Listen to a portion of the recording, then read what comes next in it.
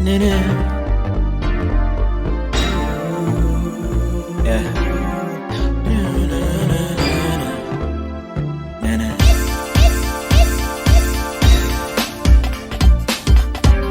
with Ches, we up next. Live with Ches, sports prepared. Live with Ches, live up next. Live with Ches, we're the best. Live with Ches, live up next.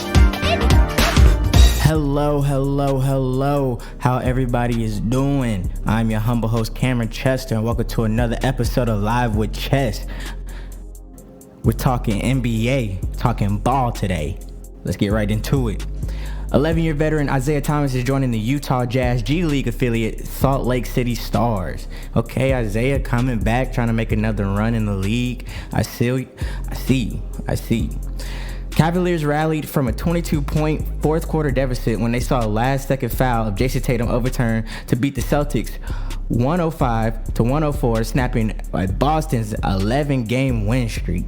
They did it without all-star Donovan Mitchell, who missed the game with a knee injury, as well as forward Evan Mobley, who went out with a sprained ankle in the third quarter. Dean Wade, not Dwayne Wade, Dean Wade, who finished with a career-high 23 points, helped the Cavs come back and defeat Boston. Nice. Okay, the East might have some competition. Boston might not be running away from it. We see how Boston like to act in the playoffs. They made it to the finals. Granted, they did make it to the finals, but hey, you never know. Brandon Miller recently named Eastern Conference Rookie of the Month for the second time. Miller continues to exceed expectations since the Hornets selected him in the second overall pick in last year's draft. Miller has become a regular in the starting lineup. Hornets made a ton of trade deadline moves that made the team even younger, and Miller is averaging 16.7 points per game, 2.4 assists, 4.1 rebounds, shooting 44% from the field, 37.7% from three. Okay, those are pretty good stats for a rookie. And Hornets could have another young key piece in their hands. Pairing Miller next to Miles Bridges seems to work. They just need LaMelo Ball to stay healthy, and maybe the Hornets can build around that young trio. Now, let's get right into the top 5 teams. I feel like, in my opinion, I think number one, we already know, Boston Celtics. Boston beat the Warriors by 52 points on Sunday. They had an 11 straight win, but recently lost to the Cavs.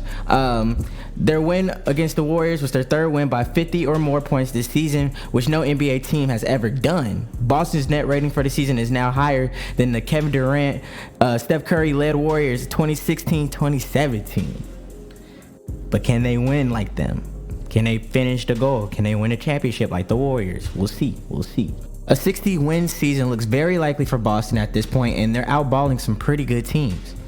Number 2, the Denver Nuggets. They won 6 straight. Jokic has been averaging 24.8 points, 14.2 rebounds, 11.7 assists per game while shooting 62% from the floor. Okay, Joker. He is balling. And severely unnoticed, Michael Porter Jr. is averaging 22.3 points and 9.3 rebounds over the last 6 games. If he can get back into form, hey, maybe another championship for Denver. Never know. Oklahoma City Thunder, number 3. The Thunder saw their 6-game win streak come to a surprising end in San Antonio on Thursday, but they responded well, beating Phoenix over the weekend. And then, however, they lost to a streaky Lakers squad. And the Thunders look good right now on both ends of the floor. It's just most of their losses, they got to focus more on the defensive side. We already know how high-powered their offense is, especially with Shea. Now, number 4, the Minnesota Timberwolves. 5 games in, 7 nights for the Wolves this week, and they came away with wins over 3 bad teams and losses to 2 good teams by a combined 5 points. Minnesota is 4-3 since the All-Star break. The Timberwolves continue to be a tough team, and defense-wise, but offensive-wise, Edwards is the only one who can really score with his own purpose. Like, Karl Anthony Towns, he can get scoring when he wants to, but he's not as dynamic as a big man as like Giannis or Jokic, in my opinion. Like, when he stalls, he stalls. Outside of Edwards, there really isn't anyone on the Timberwolves roster who can truly create a scoring opportunity for themselves. Number 5, finally, the LA Clippers. A loss to the Lakers hurt a little bit, especially since they've blown a 19-point lead entering the fourth quarter. However, this team still finds themselves in the top 5 for me due to a clutch road victory over Anthony Edwards and the Timberwolves. The Clippers have averaged 104 points per game since the All-Star break, and things might change a little bit, especially with the second unit because Russell Wilson hurt his hand, and Bones Highland will have majority of the ball in his hands for the second unit. Let's see how he does. He's gaining more minutes now.